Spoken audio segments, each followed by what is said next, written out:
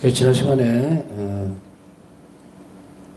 요한 바오로스의 교황님의 권고 봉헌 생활에서 이렇게 말씀하셨다 하는 부분을 읽어드렸습니다. 이 빛은 교회의 모든 자녀를 비춥니다. 그리스도 신자는 누구나 그리스도를 따르라는 같은 부름을 받았으며 그리스도 안에서 삶의 궁극적인 의미를 발견함으로써 그리스도 신자는 누구나 그리스도를 따르라는 같은 부름을 받았다는 거예요. 이 부분에 있어서 그리스도교 신자들, 다시 말하면 교회의 여러 구성원들이죠. 사제들, 수도자들, 성직, 평신도들, 이 전체를 아우르는 그 부분에 단어가 하나 있다면 그런 그리스도이네요. 그래서 교회 자녀들, 모든 자녀들은 예외 없이 전부 다 그리스도를 따라야 한다 하는 거죠. 그리고 그리스도 안에서 삶의 궁극적 의미를 발견해야 한다는 거죠. 그리스도를 따른다는 것은 바로 그분의 부르심을 우선 받아야 되고, 부르심 받은 사람으로서는 충실하게 그 길을 따라가면서 삶의 궁극적인 의미를 발견해야 한다. 여기서 우리가 잠시만 살펴본다면, 여러분들은 또 혹은 저도 포함해서 항상 들어갑니다만은 여러분들의 삶의 의미를 어디에 두고 있을까요? 이 삶의 의미를 어디로 두고 있느냐라는 말은 나는 그러니까 삶을 어떻게 살아가느냐, 왜 살아있느냐, 왜 살아가야 하느냐의 문제였다는 거예요. 이건 철학적인 질문이 아니고요. 살아내야 되는 존재적인 부분이에요. 삶의 의미를 알고 살아가는 것하고 그냥 사는 것하고는 이거는 차이가 엄청나다 이거는 표현이 안 되죠.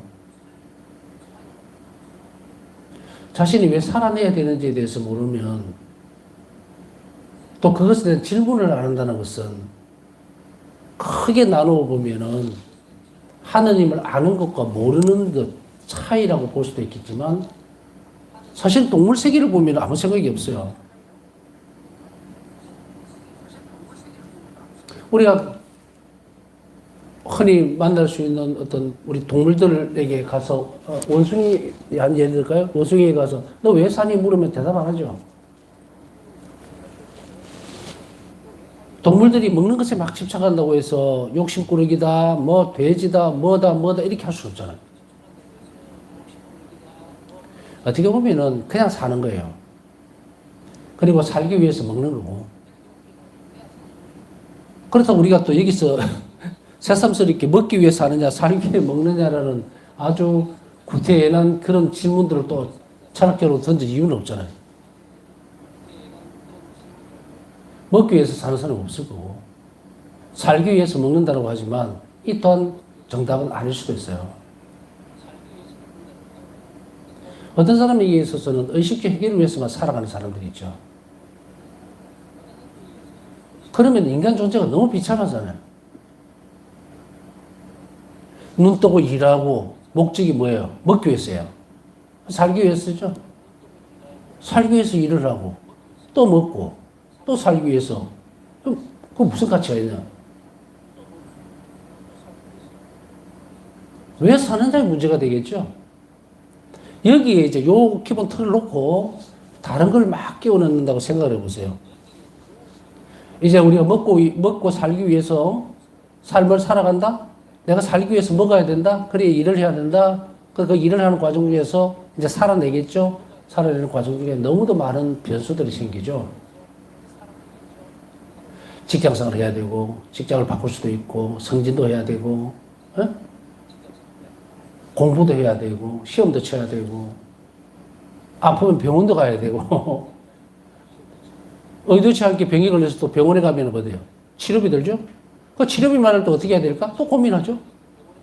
이렇게 놓고 보면 삶이라는 것이 실서정연하게 되어지질 않고 우리가 우리 사는 세상을 이렇게 들여다보면 완전 뒤죽박죽이에요. 카오스야. 진지함이라고 찾아볼 수 없다 이 말이에요. 먹고 자고 아프고 병들고 그래 죽냐 사냐 이 문제고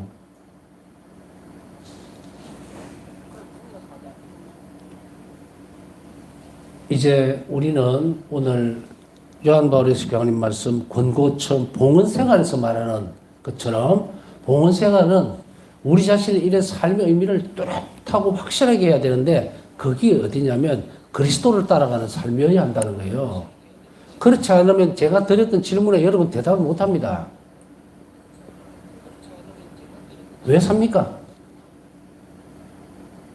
저는 철학적인 질문을 안 한다 그랬죠? 그리스도 안에서의 실전적인 질문을 하는 거예요. 왜 삽니까? 지금 봉헌생활 앞에서 요한 바오로스 교황님의 이 권고는 이렇게 묻는 거예요. 뒤집어서 딱 얘기를 하면 왜 삽니까? 그 삶의 의미를 압니까? 모르면 이리 오세요. 이제 이래 되는 거죠. 그래야만 우리 삶이 모든 것이 바뀌어져요. 어떤 사람은 벽에 탁 부딪힌 듯이 그렇게 너무도 괴로운 사람들 있죠. 오갈 데 없고 가지도 못하고 오지도 못하고 온갖 어떤 어려움 속에 지금 딱 갇혀가지고 이게 왜 이 사람 사는 게 이런 거 맞나? 아무리 뒤져봐도 답이 안 나오죠. 또 어떤 사람들은 그 탈출구를 또 열기 위해서 어떤 신앙적이지 못한 그 비신앙적인 부분으로 또 빠져들어갈 수도 있고 또 어떤 때는 어느 시간대를 통해서 하나님 앞에 정말 가서 울고불고 기도도 하고 뭐도 해봤는데 또 답을 못 찾는 경우도 있고 그래서 다시 원래 자리로 또 돌아가 버리고 그랬을 때에 이제 우리는 여기에서 큰 빛을 받아야 합니다. 그게 뭔가 이 빛은 교회 모든 자녀를 비춥니다 했죠. 이 비추는 거예요. 비추는데 모든 자녀를 비추는데도 불구하고 이 권고를 받아들이지 않으면 그 빛은 드러나지 않는다는 거예요. 봉헌 생활에 대한 권고라고 하는 것은 그리스도를 따라감으로 인해서 사랑의 초대에 내가 그것을 응함으로 인해서 삶의 궁극적인 목적이 거기에 있고 의미가 거기에 있다는 것을 확신하는 것을 얘기해요. 그렇게 돼야만 그 빛이 어떻게 됩니까? 비추인다. 우리가 세례를 받을 때 전에도 한번 그 말씀 드렸죠. 세례를 받고 난 이전과 이후의 삶이 바뀌었습니까? 라고 물으면 제가 세례자들 갓 세례받은 사람들에게 그 질문을 한 적이 있어요. 한 2주 정도, 2개월, 3개월 정도 지난 뒤에. 저는 그때는 이제 보좌 때에 교리를 6개월 하고 2달인가 석 달, 확실한 기억은 아닌데 2달인가 석 달을 보충 교육을 시켰어요. 세례를 받고 일단.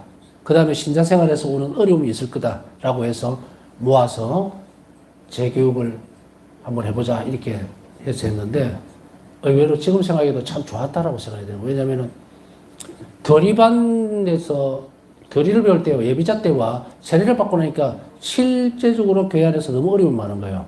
교리적으로 받았을 때 이렇게 했는데 기존 신자들은 그렇게 안 하던데요. 기존 신자들은 또 요령을 피우기 시작하는 거예요. 그러면 이제 거기서 이렇게 갈라주고 하면서 올바른 길로 좀 갈 수 있도록 해야 되는데 3개월 뒤에 제가 그 질문을 던졌거든요. 바뀐 게 있습니까? 그 어떤 사람은 시부님 요즘은 기도도 좀 하고 이러다 보니까 삶의 패턴이 좀 바뀐 것 같아요. 그래서 조금 이렇게 하다 보면 하나님 생각도 먼저 나고 또 시간 나면 성당에도 가봐야지 하는 그래서 삶의 어떤 변화가 좀 있기 시작합니다. 그러면서 좀 뭔가 마음이 편안해지고 좀 행복해지는 그런 느낌들이나 순간들을 예수님을 따라가기 이전, 그러니까 세례받기 이전에 아마 그렇게 큰 변화가 아닐까 생각됩니다라고 그런 사람들이 많이 있었어요. 그랬을 때 그분들에게 그것을 극대화시켜야 합니다. 놓치지 말고 계속 노력하셔야 됩니다. 그렇게 해서 마지막까지 우리 삶의 하나까지 쭉 가세요라고 했던 기억이 나는데 이제 오늘 우리는 적어도 제가 던진 질문에 정말 긍정적인 부분들보다 부정적인 부분들이 많이 드러났다면 그래 내 삶이 지금 와서 생각해 보니까 내 평생 지금 왜 이렇게 살았지? 그리고 앞으로 또 뭘 보고 살아야 되나? 끊임없이 고통 속에서 고민 속에서 힘겨움 속에서 그냥 살다가 끝나야 되나? 사실 세상 어떤 사람들도 어떻게 보면 그리스도를 떠나서는 이에 대한 답을 안 줍니다. 그리스도인은 가장 진지하고 그렇게 해야 돼요.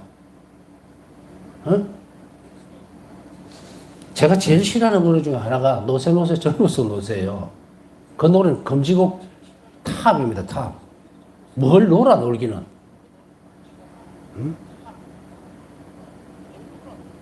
이 심성 속에 들어간다는 건 대단히 위험한 건데도 불구하고 그냥 우리는 모르고 넘어가요. 인생을 너무 가볍고 너무도 가치없이 만들어버리는 그런 말, 강의 이런 것들이 얼마나 넘쳐나는지 모르는데 우리가 이제 그 쉽게 얘기하면 음식으로 치면 인스턴트 식품만 너무 많이 먹다 보면 어떻게 돼요? 사람 몸이 완전 병들어 찌들어 버리죠.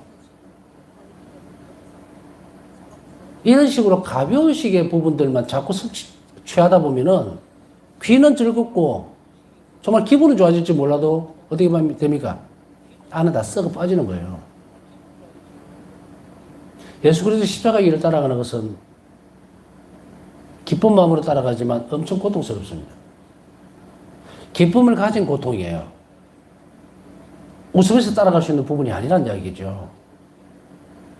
진지하고 거룩함이라는 것을 우리가 닮아야 한다면 우리는 뭔가 다른 것이 있다는 건데, 자, 여기에서 이제 키는 한번 던져줬습니다.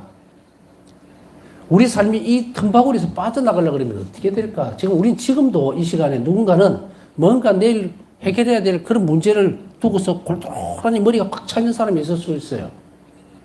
근데 그렇게 한들, 그래서 뭘 얻을 수 있는가? 내가 기대하고 희망했던 그 일이 해결된다고 해서 내가 그 길로 인해서 천국에 가십니까? 그걸 봐야죠. 그게 내 궁극적인 것이 아니라는 것을 이제 종집으로 찍어야 한다는 이야기예요.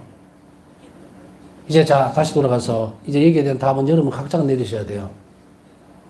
내 삶이 너무도 궁핍하고 좀 힘들고 고통스럽다면 이제 쫙 밀어놓고 오늘부터 시작을 다시 해야 돼요. 세례받았을 때와 세례받고 이후에 변화된 것을 느꼈습니까? 라고 물었을 때에 우리는 예라고 해야 해요. 예라는 대답이 안 나왔다면 예라고 대답을 해야 합니다. 왜? 이제 우리는 하나님의 자녀고 하나님이 시키는 대로 살아내야 돼요. 그 안에 궁극적인 기쁨이 있기 때문에 오늘 하루를 내가 살아내는 것은 뭘 해서 얼마나 벌어먹고 살아야 될 건가, 뭘 어떻게 해야 될 건가, 그게 내 숙제가 아니라는 이야기예요. 그 수없이 많은 숙제들을 하나님 비단해서 다시 이 말을 뒤집으면 어떻게 돼요? 그리스도 안에서 어떻게 보고 그걸 살아내야 되는 거예요. 그 일을 해결하기 위해서 그리스도와 어떻게 협력해야 되는가? 내 삶의 지렛대가 거기에 있다는 이야기예요. 그냥 그게 신앙적이 아닌 부분들이 아닐 수 없어요. 내가 어떤 일을 할 때도 나는 내 지력을 써서 내가 이 일을 반드시 해야 되고 이 일의 목적이 내가 얼마나 대가를 받으니까 이 일을 반드시 해야 된다는 그런 식으로 간다면 빵점짜리 신앙생활이라는 이야기예요.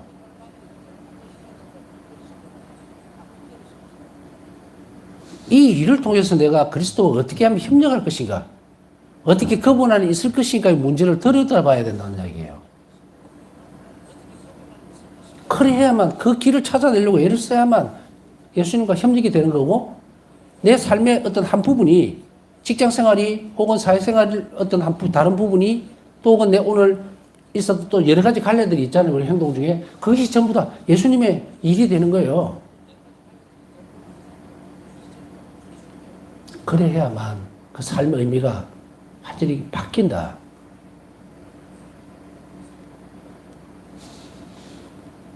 사회생활 따라하고 신앙생활 따라하고 기도생활 따라하고 우리 몸 전체가 다 분해가 되어 있는데 어떻게 그 안에서 뭘 발견할 수가 있겠느냐는 이야기예요. 봉헌생활이라는 것은 우리 머리부터 발끝까지 온전하게 전부 다 어디로 가야 된다? 그리스도께 합치되어야 돼요. 이렇게 살라고 부르심 받은 거예요, 우리가. 이렇게 되지를 못하니까 다 깨져가 있죠, 다. 그래서 아까 제가 그 질문을 던진 거예요. 먹기 위해 사느냐, 살기 위해 먹느냐, 왜 사느냐. 왜 사느냐에 대한 것에 대해서는 이제 분명하게 졌죠. 왜 살아내야 될 것인가에 대한 답은 일전에도 몇 번이나 줬습니다. 바오사 성경에 답이 있어요. 내가 오늘 하루 사는 것은 예수님께서 나에게 자비로운 일을 하라고 그 기회를 또 주시는 거다. 이 정답이에요. 이 안에 모든 보화가 다 들어있고 이 안에 삶의 의미가 다 들어있는 거예요. 내가 살아내는 목적이 이거예요. 그러면 궁극적인 목적은 뭘까? 이것이 지향하고 있는 영원한 생명입니다. 이렇게 살면 천국 가는 거예요. 그러면 지금까지 우리가 삶의 지표로 삼았던 것은 어떻게? 다 쓸모가 없어요. 쓸모가 없다는 말은 그리스도와 떨어져 있을 때는 쓸모가 없고, 일상적인 일을 내가 이렇게 방향을 바꿔버린다면 전부 다 열매가 다 맺힐 거란 이야기예요. 왜 우리가 살면서 불행하고 뭔가가 일이 안 되고 뭐 일이 뒤죽박죽으로 꼬여 있느냐 하면 내가 온전하게 그리스도의 사람이 되지 못했기 때문이에요. 온전하게 주님의 축복이, 은총이 내 안으로 들어왔다면 내가 하는 모든 일들은 다 축복이 되겠죠. 그러면 잘못될 일이 없어요. 말이 됐든 사업이 됐든 뭐가 됐든 살아가면서 내가 악한 일이 아니고 선한 거라면 전부 다 열매를 다 맺게 돼 있다고. 근데 수로가 막혀 있으니까 어떻게 됩니까? 안 되죠. 여기 러셀 집은 수돗물을 쓰지 않고요. 지하수를 쓰거든요. 그래서 지하수를 쓰는데 원수죠, 원수. 지하수가 오염이 된 것은 아닌데 이게 물탱크로 올라갔다가 물탱크에서 배수관을 통해서 들어오다 보면 항상 문제가 생겨요. 이 배수관 자체가 햇빛에 노출이 되거나 혹은 여기가 물이 계속 흘러야 되는데 멈추죠. 멈추고 햇빛이 계속 비치고 이러니까 뭐가 나오냐면 꼭 얼핏 보면 미역이나 파래 비슷한 것이 나와서 수도꼭지를 막아버려요. 계속 빼고 청소하고 또 끼우면 좀 나왔다가 또 계속 같은 현상이, 이건 해결할 수 있는 방법이 없어요. 계속 부지런하게 털어내고 씻어내는 수밖에. 가만히 살펴보면 지하수는 오염된 게 없다 그랬죠? 맑은 물이 올라와요. 물탱크 들여봐도 아무것도 없어요. 맑은 물이에요. 그런데 이게 호수를 통해서 오면서 이 호수에 문제가 생기면 밑에가 막혀버리는 거예요. 제가 무슨 말씀 드리고 싶어 하는지 아시겠습니까? 지하수는 변함이 없다 그랬죠? 하나님 변하지 않으셨어요. 변한 건 수도 없고 내 삶을 내가 망치고 있다.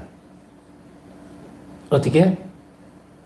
이 관을 항상 잘 해야 돼. 이걸 이제 바우사성이는 제가 이렇게 붙이면 수로예요, 이게. 수로가 깨끗하게 되기 위해서는 내가 하나님의 사람이 돼야 돼요. 하나님의 신뢰를 가지고 있어야 돼. 얻는 사람이어야 된다. 그 신뢰는 어떻게 될 것인가? 이렇게 사는 사람이다. 보건된. 내 생각, 사고, 모든 것이 하나님 안에서 다시금 재조명되어지는. 그래서 내 삶의 의미가 그리스도를 통해서 나에게 드러내주고자 하는 한 자비를 계속해서 실현해 나가는 그게 내 삶의 궁극적인 목적이고 의미여야 돼요. 살아나는 동안에. 그러면 그 마지막 선물은 뭐냐면 영원한 생명이거든. 자, 이 생각을 하면서 우리가 세상을 들여다보면 바뀌는 게 너무 많아요. 왜냐하면 내가 희생해야 될 부분이 너무 많거든요. 내 자신을 넣어야 되는 부분이 너무 많아. 그러니까 취사 선택하면서 나에게 필요한 것만 가져오고 또 내가 필요한 부분에만 투자를 꼭 해서 이득이 있는 것만 하고 아닌 건 안 하고 이렇게 되죠. 그러니까 우리 본능적인 부분은 뭐예요? 싫은 걸 안 한다는 거예요. 내가 싫은 걸 안 하면서 그리스도를 따라간다? 너 나를 따라오느라 했을 때 너 온전히 따라오라는 거예요. 봉헌생활은 머리부터 발끝까지 전부 다 달라는 이야기였다 했잖아요. 내가 주님의 사람이 되지 못하는데, 하나님 자녀가 온전히 되지 못하는데 그분이 나를 책임져야 될 이유가 하나도 없어. 그런데도 불구하고 우리는 뭐라 그래요? 신앙생활도 열심히 했고요. 바리새인과 같은 대답만 계속하는 거예요. 주님, 저는 헌금도 잘했고요. 미세삼지 꼬박꼬박 했고요. 큰 돼지 안 지으려고 애를 썼고요. 뭘 합니까? 그 다음에는 자비로운 일은 안 했다. 이제 이것을 뒤집어 놔야 됩니다. 그것이 바로 그리스도를 따르라는 같은 부르심을 받은 사람들이 가야 되는 방향이에요. 그러나 교회에 어떤 사람들은 강세가신 말씀의 빛을 특별하게 경험을 하는 사람도 있습니다. 이 특별한 경험은 그들을 봉헌생활로 부르시는 것이다. 축성생활에 대해서 모든 이들은 다 축성이 되었기 때문에 전부 거룩하게 됐다는 이야기가 축성이 됐다는 말은, 그 거룩하게 됐다는 말은 수도자들이나 사제들만 거룩하게 됩니까? 아닙니다. 새로 태어나면 하나님이 생명 안에서 태어났기 때문에 거룩해진 거예요. 축성됐다고. 축성된 사람이니까 그 거룩함 안에서 무엇을 우리는 영할 수 있습니까? 성체를 영할 수 있잖아요. 우리가 그냥 빈 껍데기로 이렇게 있는데 성체, 하나님이 우리 안으로 들어오시는데. 축성이 뭐예요? 가려놓은 거거든요. 가려 뽑았다는 이야기예요. 하나님 특별한, 하나님께서 원하시는 용도대로 뭔가를 할 때에, 그때 가려 뽑는 거죠.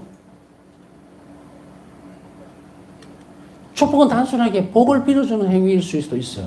단순하다는 말은 다른 의미는 아닙니다. 하나님 축복을 그대로 전달해주는 단순하지는 않죠. 단지 제가 설명하는 것은 예식이라든지 여러 가지 복잡한 것이 없이 전례적으로 강복을 주는 것도 축복이죠. 이제 그런 의미에서 이야기해요. 단순하다는. 그 안에 있는 신앙적인 부분을 얘기하는 거 아닙니다. 자, 그래서 간략한 예식이라는 표현을 씁시다. 그래서 이런 축복의 경우와 이 부분은 다른 거예요. 축성은 완전히 드러내버리거든요. 따로 하느님의 것으로. 사람은 어떻게 되는가? 사람도 마찬가지죠. 따로 떼놨다. 하느님의 자녀로 새 속에서 하느님 자녀로 떼놓은 거예요. 그리고 우리가 세례받으면서 축성이 됐다고 볼 수 있죠. 분명히. 그러면 이 축성 생활을 속에서 하나님 말씀을 통해서 특별히 부르심을 받은 사람이 있다 이 말이에요. 특별하게 경험을 하는데. 그래서 이 특별한 부르심은 부자 청년과의 대화에서처럼 예수님 변모 사건에서도 강조가 됩니다. 저희가 여기서 지내면 좋겠습니다.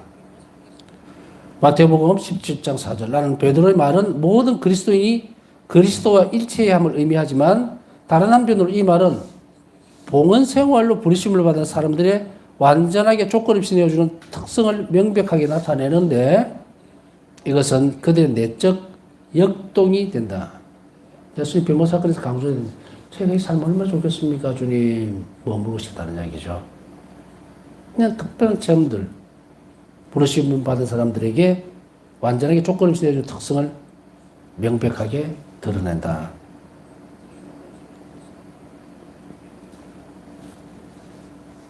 이곳에 지내십시다. 조막셋을 지어서 하나로 합쳐져 버리는 거예요.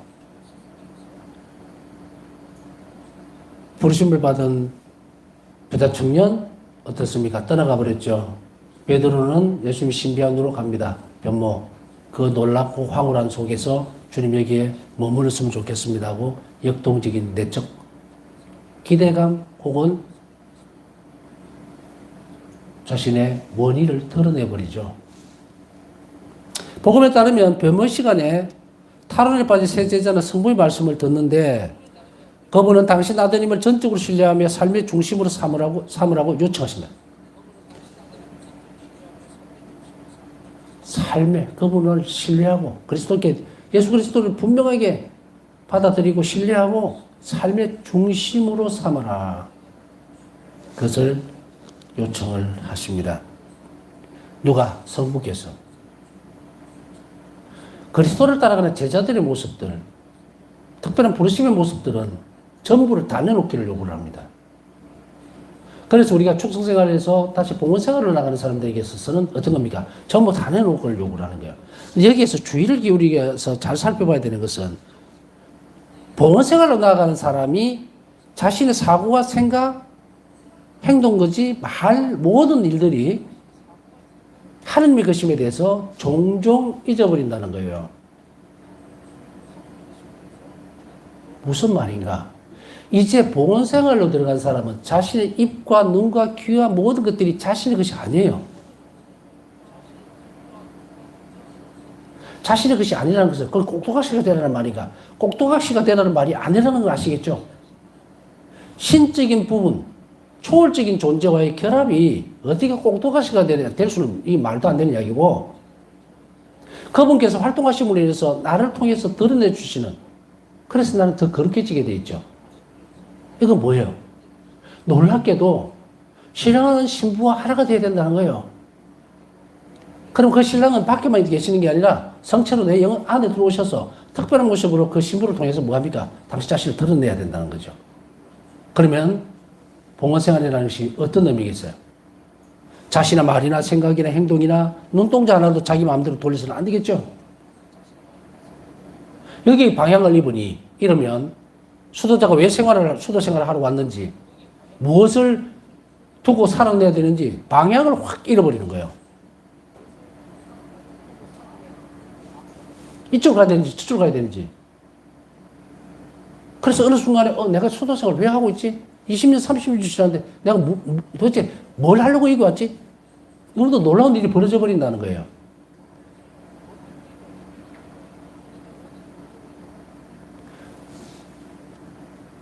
제가 끊임없이 고민하거나 혹은 끊임없이 주체적으로 주는 것, 어려움이나 어떤 상황이 주어질 때마다 계속해서 되돌아오는 소리는 한 가지입니다. 내가 왜 사제생활을 해야만 하나? 여러 수없이 많은 가능성들을 다 있음에도 그 열려져 있죠. 누가 내 목덜미 잡은 것도 없고 허리도 붙들고 이 생활을 계속하라고 끌고 가는 사람 아무도 없어요. 그럼에도 불구하고 내가 가야 된다면, 또 가고 있다면 그것이 내 삶의 전부여야 되겠다는 거예요. 아까 이제 삶의 의미에 대해 얘기했죠. 그러면 그 삶이 내 전부여야 된다면 끌어와야 돼요. 그리스도인으로 살아가는 내 삶의 전부가 존재적으로 거기에 머물러야 된다면 네게 모든 것을 올인을 해야 된다는 이야기야. 여러분들도 마찬가지예요. 그리스도인으로 살아갈 때 내가 그리스도인으로서 주체성을 가지고서 모든 일들을 그리스도인답게 해내야 돼요. 그래야만 예수님께서 나에게 원하시는 것을 그대로 구현해낼 수 있다. 다시 얘기하면 선함이죠. 모든 일들이 복을 받으리라는 말은 여기서 나오는 거예요. 우리가 이걸 놓쳐버리면 어떻게 돼요? 온갖 불행을 머리에 다 이고 사는 사람하고 똑같이 돼버리죠. 물론 여기에서 특별한 경우는 있습니다. 그것을 방송에서 이렇게 저렇게 다 예를 들을 수는 없어요. 피정 오세요. 그러면 가르칠 테니까. 어떤 특별한 영혼에게 있어서는 이 구원 사업에 있어서 주님께서 허락하시는 경우가 있고, 어떤 사람은 이 방향을 못 잡아서 스스로 뒤집어 쓰고 있는 경우도 있다는 이야기예요. 그 삶의 무게를. 하나님께 돌아가지를 못하고 그냥 짜부러져 있는 상태. 치유란 다른 게 아니에요. 짜부러져 있는 상태를 그리스도께로 돌려놓는 거예요. 그러면 이것이 살아납니다. 어떤 한 사람이 고해성사를 볼 때 여러분들 어떻게 생각하세요? 고해수 안에서 육체적인 치유가 일어납니까? 안 일어납니까? 반드시 일어납니다. 우리는 고해성사 안에서 너무도 편협하게 알고 있죠. 그냥 정신적인 것, 죄 용서, 그것만.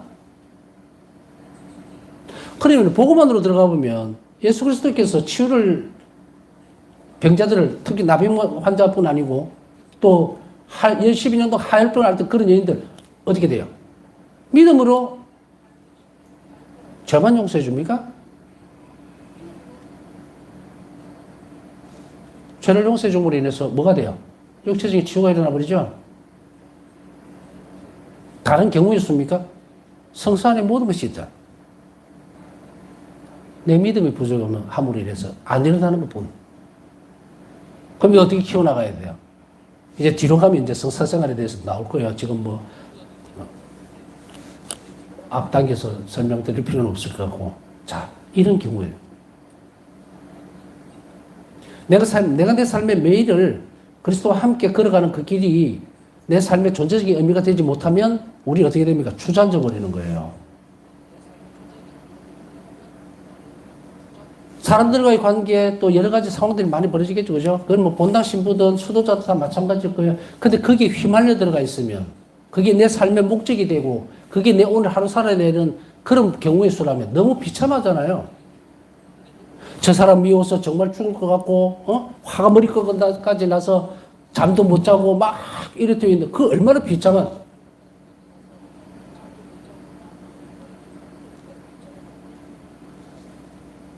그래, 대부분의 사람들은 그렇게 살기 싫다고 얘기하면서도 안 빠져나오려고 그래. 방법을 몰라. 그러면서 이렇게 얘기해줘. 예수님께 매달리고 막 해봤어요. 믿음도 없이. 믿음도 없이. 응? 적어도 예수님은 당신 옷자락을 설정한 사람, 응?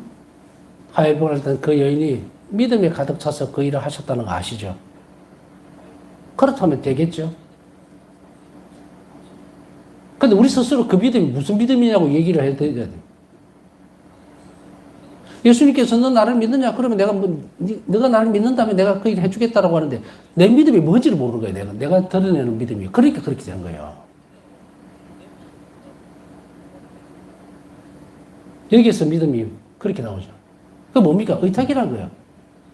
네가 살아가는 삶에 있어서 급하면 내한테 떼어오고 너는 나를 신뢰하거나 의탁하지 않았다. 그래 나는 너를 어떻게 해요? 도와줄 수가 없다. 그릇이 없으니까.